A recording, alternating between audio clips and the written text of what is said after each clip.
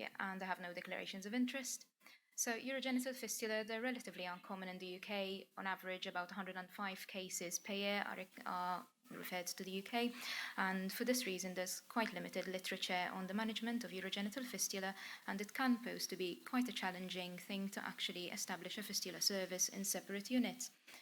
So in our unit, we had a newly established team comprising of a consultant urologist, consultant urogynecologist, and working together in an MDT that went in a collaborative relationship with another high fistula centre in the UK that is down in London, and this provided remote mentorship, which means an ongoing MDT case discussion between both units and also support when it comes to urogenital fistula management.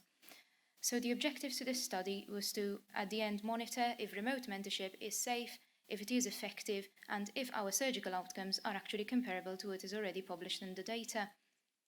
Methodology, we conducted a retrospective study over a period of 3 years. This included 23 patients. We looked into their history, investigations, surgical procedure, and post-op follow-up. Outcomes were measured both in terms of anatomical closure, which means by a cystourethrogram or a CT urogram conducted post-operatively, and also by patient-reported symptom resolution.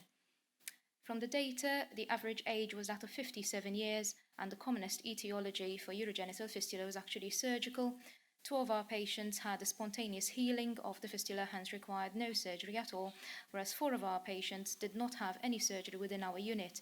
Interesting to note is that 2 of these patients were discussed with our mentoring unit that is down in London, and they were deemed to be more feasible to actually be cared for down in London because of the higher caseload and also the complexity of the case itself.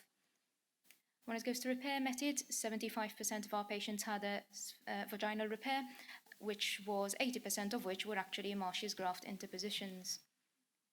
So for the results for anatomical closure, in total 17 patients had surgery, 5 of which had an abdominal repair, and 12 of our patients had a vaginal repair.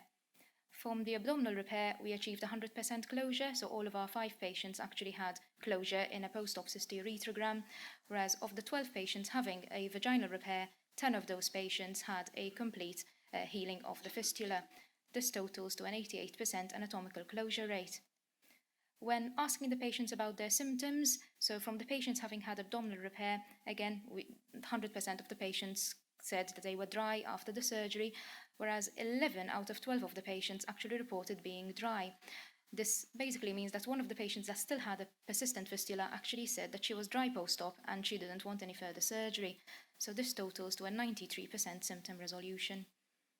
So in conclusion, we can quite safely say that remote mentorship is actually working in our unit and that the surgical outcomes are quite comparable to what is already published. We do believe that what makes this quite successful is an ongoing collaborative relationship between the mentoring unit and the mentees themselves, and this facilitates also an ongoing case discussion between the 2 units. Thank you for listening.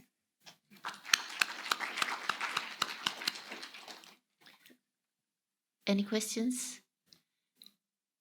You know, what's the remote? Can you just go into? Yeah, it's a bit hard to explain it, isn't it? Yes, because I think are they sitting in the phone or Skyping or what are you doing? So first of all, the surgeons obviously had experience with regards to fistula repair, but it is quite limited because of the caseload that we get in the UK. So what was done is that the surgeons from our unit visited the London mentoring unit, attended for some of the surgeries and had quite a long case discussion of even our cases, and also the mentoring unit, surgeons from the mentoring unit came up to Newcastle in order to mentor our surgeons. Eventually, what is the ongoing collaborative relationship is that there is sort of a cross-trust MDT, where if there are certain cases that we deem are quite difficult to take care of, we can actually discuss with the mentoring unit and discuss whether it is appropriate to conduct a surgery. So it's close in a way. Yeah, a little bit close. Yeah, very close. Yeah. And can be over the phone as well. Anything else? Yeah.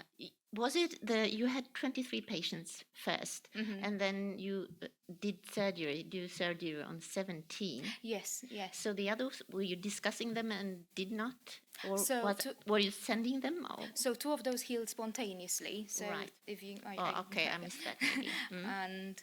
And 2 of them were actually done in London. So 2 of the cases had to be referred down in London to be done there. Okay. Yeah. Excuse me, how to choose which patient need abdominal approach or vaginal approach?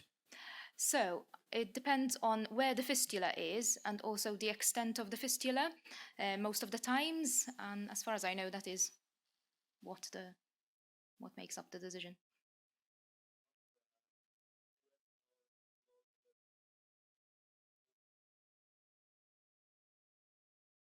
Do you see a case of fistula? How to decide what kind of method should be provided for the patient? Abdominal approach or vaginal approach? That's my question. Oh, so that was not the purpose of this study, so apologies, I wouldn't be able to tell you that. Okay, thank you very much. Thank you.